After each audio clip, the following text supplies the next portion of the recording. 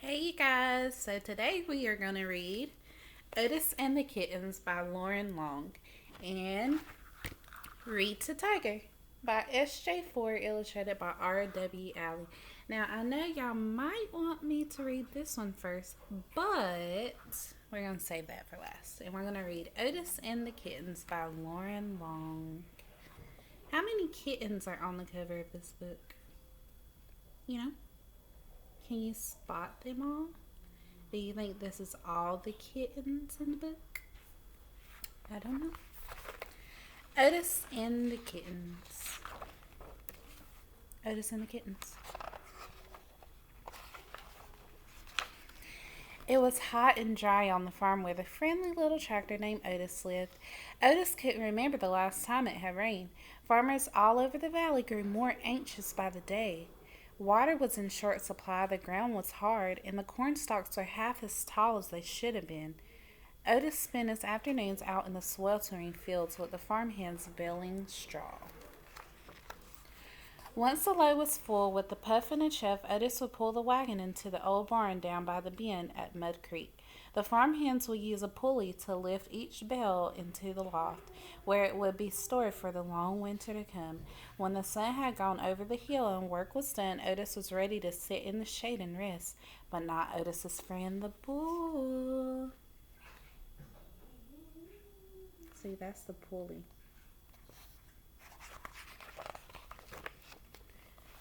The bull liked to stand in front of Otis and snort and snarl and huff hot air. Two snorts, a snarl, and a huff. All the animals knew what that meant. The bull was challenging Otis to a tug of war. Otis smiled. His friends were always eager to play, even after a long day of work. One duck wound the end of a rope around the bull's horn. Another duck looped the other end around Otis's steering wheel. The animals then took sides, grabbing on any way they could. Everyone pulled and tugged with all their might. Eventually, Otis would ease up a little. He didn't care about winning. He just liked having fun with his friends.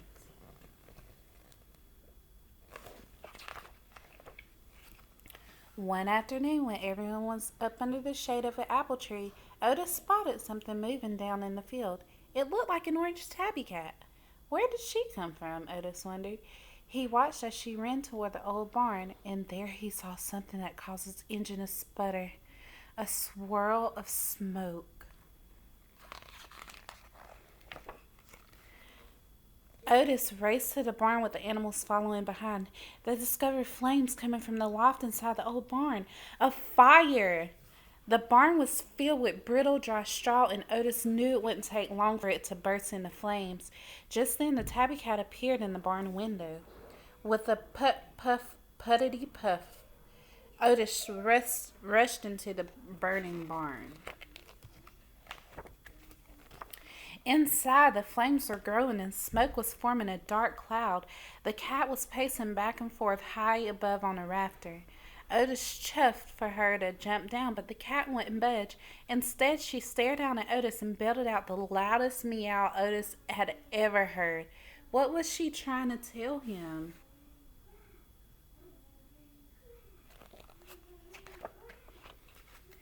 Suddenly, Otis heard a tiny meow from the hayloft, and then another tiny meow, and another, and another, and another, and another. At once, five furry little heads popped up and stared down at him. Kittens! As flames blazed overhead, Otis stood on hind wheels and stretched to the edge of the loft. To a chorus of tiny meows, one by one, the kittens hopped down. The farm animals cheered as Otis emerged from the burning barn with kittens all over him.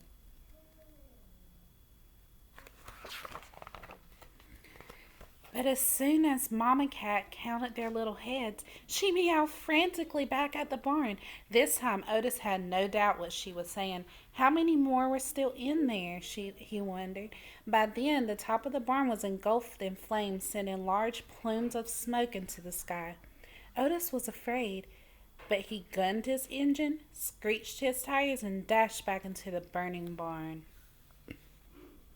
Inside, the heat was growing worse, and it was hard to breathe. Otis revved his engine, and one last little head popped up, trembling from fear. Otis puffed a gentle chuff, and the kitten climbed down on top of him, hopped to his seat, leaped to the floor, and scampered out of the barn to safety.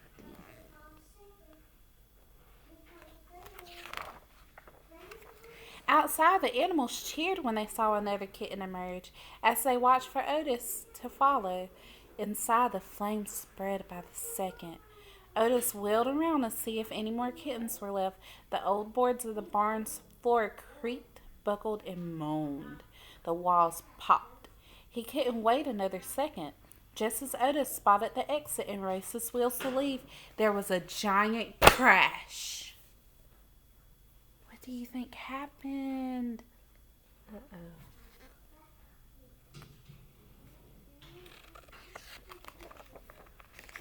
The floor collapsed and Otis plunged to the darkness below. Uh-oh. That's not good.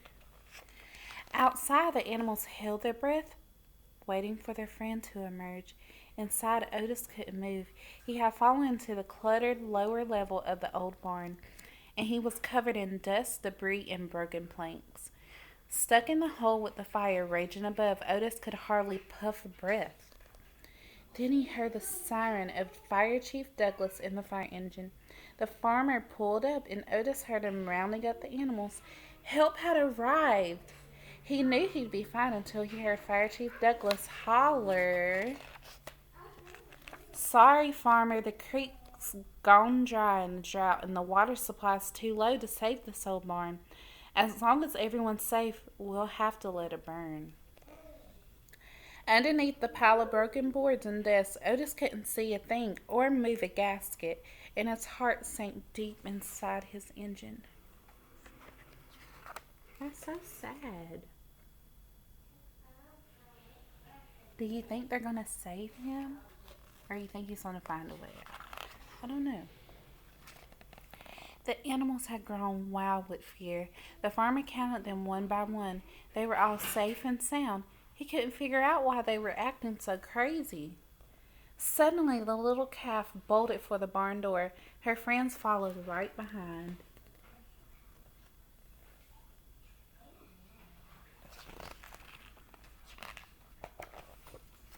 Inside the fiery barn, they spotted Otis stuck down in the hole, covered in boards and dust. His engine was barely running. How could they ever get him out?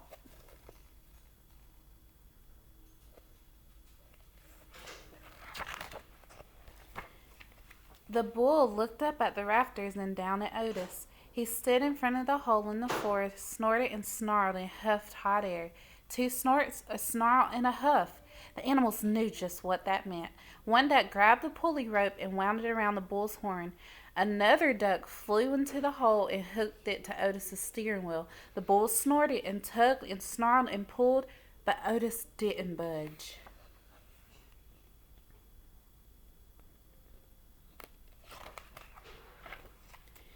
The horse and the cow grabbed the rope behind the bull, and together they snorted and tugged and neighed and mooed and pulled, and Otis teetered ever so slightly. The little calf jumped in and tugged and bawled and pulled, and Otis raised a bit more. The puppy grabbed the rope behind the little calf, and with a fierce "arr!"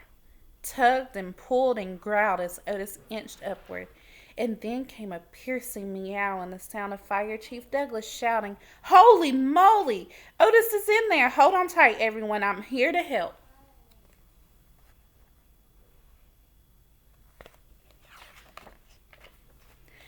Fire Chief Douglas grabbed the end of the rope and tugged and pulled and tugged. All together, the animals and Fire Chief Douglas lifted Otis higher and higher until he was suspended above the hole. The ducks swooped in and pushed him over the edge of the opening to where they could lower him to the floor. Together, everyone pulled the dust and ash-covered tractor out from the burning fire just as parts of the barn began to fall.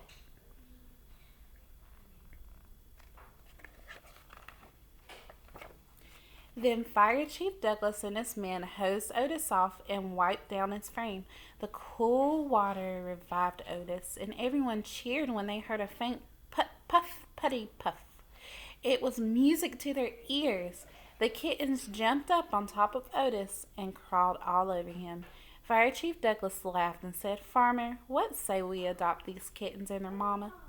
They'd make a mighty fine addition to our firehouse family." Otis puffed a happy chuff.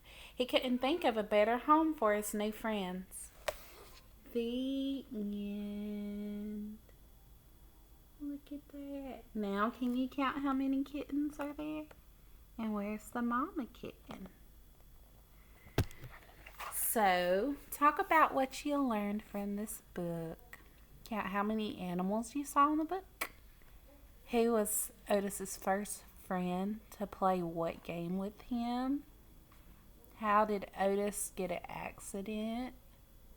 How many people did it take to pull Otis out? I would love to know that answer. Okay. Time for dun, dun, dun, dun, dun, dun. Read the Tiger by S.J. Fore, illustrated by R.W. Alley. Read the Tiger. I sit down on the couch and open my book. It's time to read. But I can't read because there's a tiger behind my couch. Chomp, chomp, chomp, chewing gum. Tiger, I shake my head. Please spit out your gum. I want to read my book, and I can't think when you chomp. Oops, the tiger says. Tiger is sorry. Tiger won't chomp.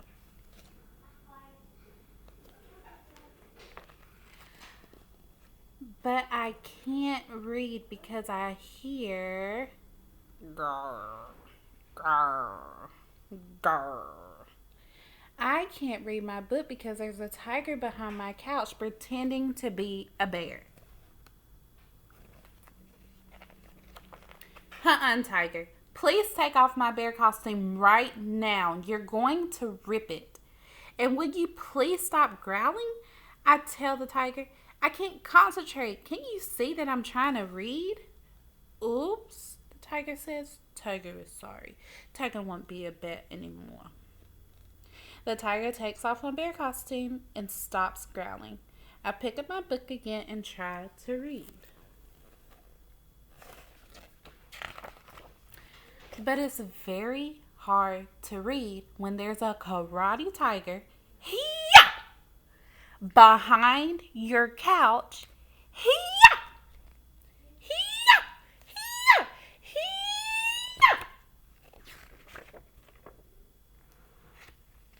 Tiger, stop. Now isn't a good time to work on your karate kicks. I want to read my book. Oops. Tiger is very sorry. Tiger won't do karate kicks. No more karate kicks. The tiger stops his hee-ying. I try to read, but coming around my couch.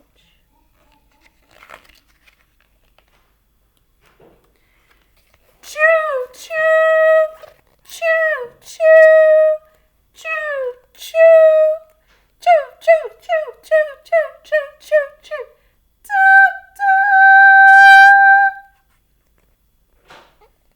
There's a tiger riding my toy train and blowing a whistle. Tiger. Get off that train right now. Stop choo-chooing and stop toot-tooting. I want to read. Can't you be quiet? Oops. Tiger is sorry. Tiger can be quiet, the tiger says. The tiger stops choo-chooing and toot-tooting. I try to read my book again. Suddenly, what do you think happens? What do you think happens? Creak, crack, creak, crack, creak, creak, crack, creak, crack, creak, crack. Ah! My couch is flying up in the air because there's a tiger under it. Tiger, put me down. What in the world are you doing under the couch? Tiger is looking for the whistle. Tiger lost it. The tiger sniffles. I help the tiger find the whistle. I think by this point, us parents are feeling his pain, okay? Then I say, Tiger, please sit down right here and be very, very quiet so I can read my book, okay? Okay. Tiger will sit down. Tiger would be very, very, very quiet. The tiger whispers. The tiger plops down on the floor in front of me, and he is very, very quiet. He doesn't make another sound. No chomp, chomp, chomping. No grr, grr, grrring. No he-yi-ing. No choot, choot, choot, tooting.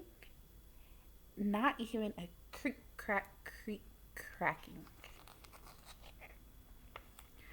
I hold my book up in front of my face so I can't see the tiger. I try to concentrate. All of a sudden, I think I see a little shadow on my book. I do see a shadow. Then I think I see a whisker. I do see a whisker. Then I see a nose. Then I see a whole tiger in front of my book. Tiger! What are you doing? You're in the way. I can't see my book. I am trying to read.